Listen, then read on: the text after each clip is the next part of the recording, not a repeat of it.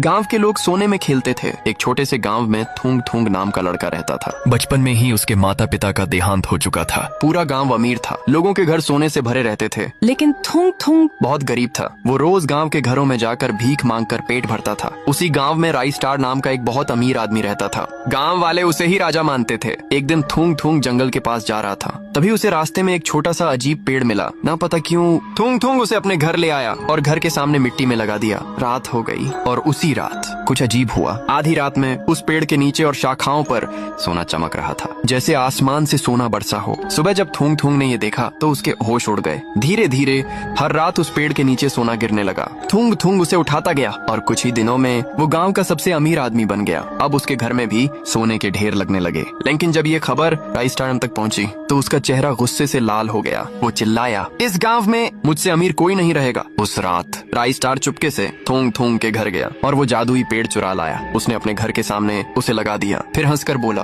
अब मुझे इस गांव का नहीं, पूरी दुनिया का सबसे अमीर आदमी बना दो। रात हुई, पेड़ चमकने लगा। राई स्टार खुशी से सोने का इंतजार करने लगा, लेकिन अचानक पेड़ की जड़ें जमीन से निकलने लगी और अगले ही पल पेड़ से सोने की जगह काले सांप गिरने लगे। सैकड़ों हजारों सांप पूरे घर में फैल गए। राई स्टार डर के मारे चिल्लाया, बचाओ! लेकिन तब तक देर हो चुकी थी। सुबह जब गांव वाले पहुंचे तो राई स्टार का घर खाली था। न सोना न राई स्टार, सिर्फ वही रहस्यमयी पेड़ खड़ा था। और उसी वक्त थूंग थूंग पीछे से बोला, कुछ चीजें किस्मत वालों के लिए ही होती हैं।